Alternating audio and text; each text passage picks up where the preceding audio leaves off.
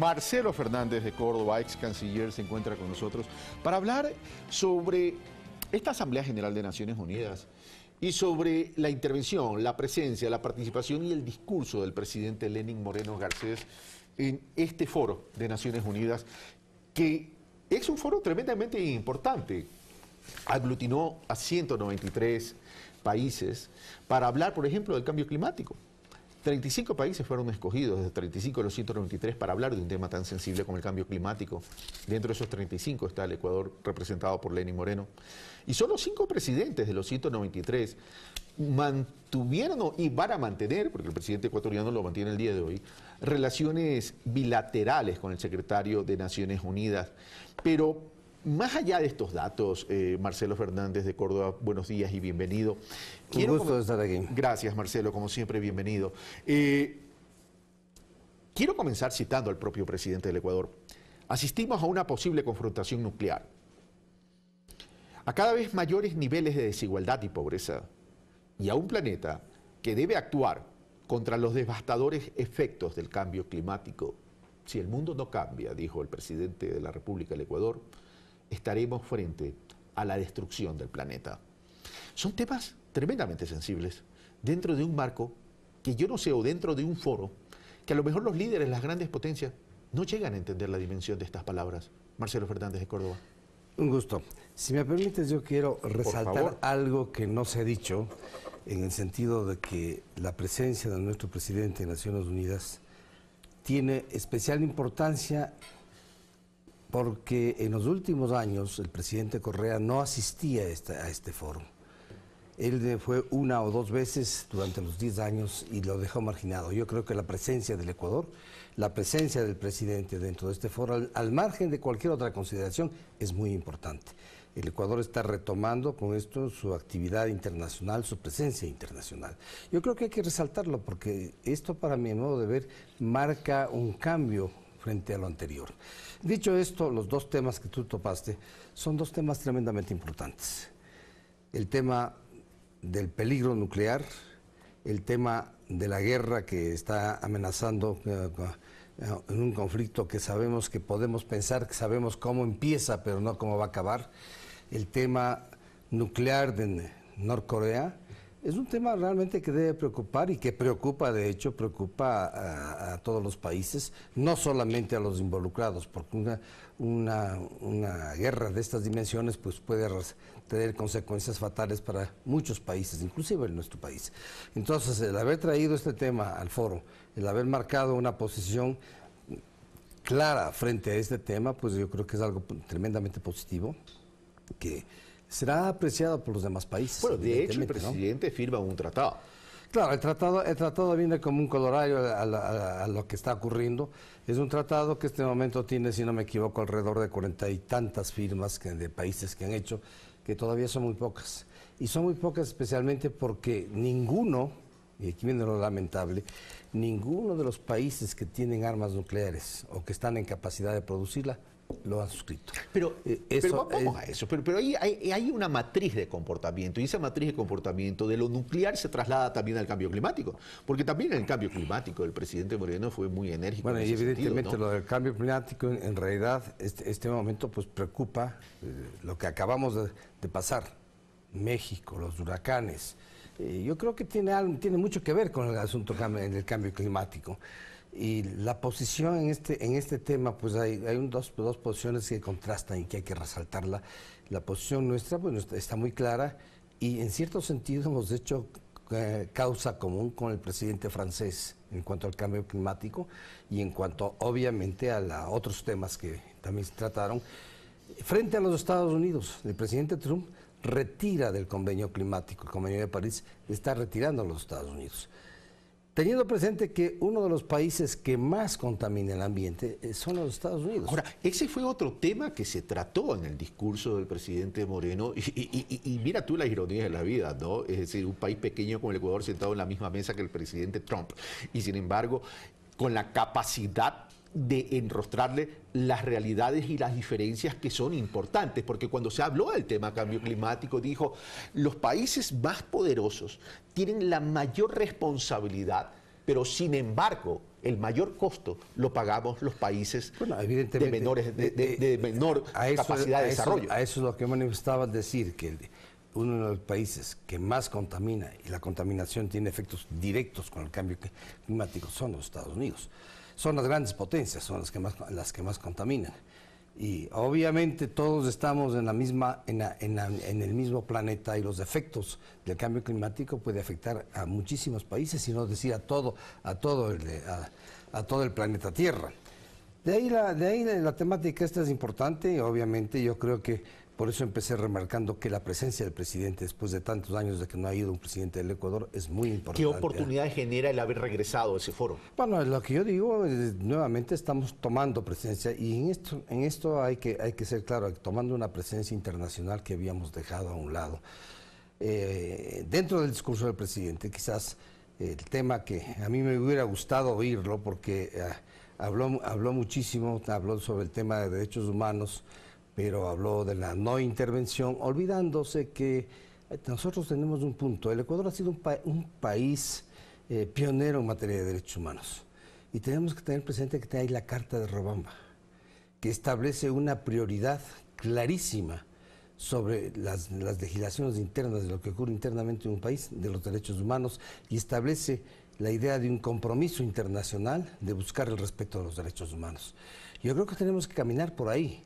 No debemos abandonar los pasos que se dieron, esto fue dado por el presidente Roldós, obviamente, en la reunión de Robamba. Ahora, pero dentro de ese tema de los derechos humanos, el presidente también trata dos temas que para mí son fundamentales, o tres temas que para mí son fundamentales.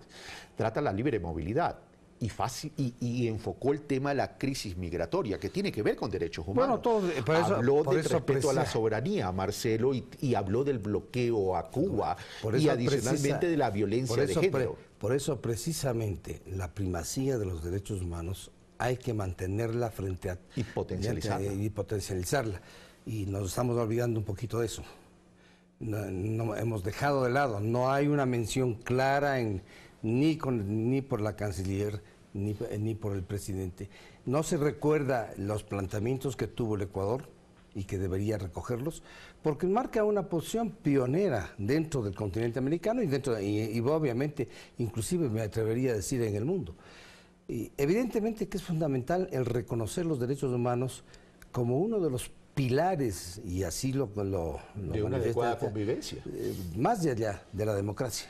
Bueno, la convivencia dentro de una democracia, si lo quieres poner así, ¿no? Entonces, y hay que pensar también que la unidad de los derechos humanos, y esto vale la pena resaltarlo, un país respeta los derechos humanos cuando respeta a todos. Pero si un país, por ahí hay un par de derechos humanos que los deja a un lado o que no quiere considerarlos, está violando los derechos humanos. Entonces, es un conjunto uniforme y único que tiene que ser respetado, y para eso tenemos que recurrir precisamente a las normas internacionales, particularmente las que están dadas dentro de Naciones Unidas. La propia Carta de Naciones Unidas y los convenios subsiguientes establecen unas normas muy claras de respeto a los derechos humanos, y que han sido inclusive explicadas de mejor manera dentro del continente americano a través de las normas y el sistema interamericano de derechos humanos, que son fundamentales para el respeto de estos derechos. Yo creo que eso el Ecuador tiene que retomarlo con fuerza, porque es un planteamiento fundamental que va a repercutir en las otras áreas. Y en esto quiero pasarme a otra área, si me permites, que me parece muy positiva, ¿no? Que tanto el presidente como el ministro respectivo, el ministro Campana, están empeñados en buscar el retorno de la inversión extranjera al Ecuador. De hecho, se reunieron con 65 empresarios. 5 empresarios. Yo creo que es un primer paso positivo. Hay que complementar esto. Hay que dar pasos más allá para que la inversión extranjera pueda llegar, y esos pasos tienen una relación directa con establecer una seguridad jurídica en el país, y una seguridad en todos los cambios que atraigan al inversor. Generar oportunidades, definitivamente. Y que atraigan al inversor. Y que para esto se requiere hacer una serie de reformas que todavía no se las hace, hay que hacerlas. Quiero regresar al tema de los derechos humanos, que sin perjuicio de coincidir y suscribir lo que tú dices en términos de país, yo creo que también se debe generar, y creo que los temas tratados el día de ayer por el presidente de la República sí son elementos y pilares fundamentales en este tema de protección, potencialización y fortalecimiento de los derechos humanos, porque la libre movilidad es parte de los derechos humanos. La crisis migratoria evidencia violaciones de derechos humanos.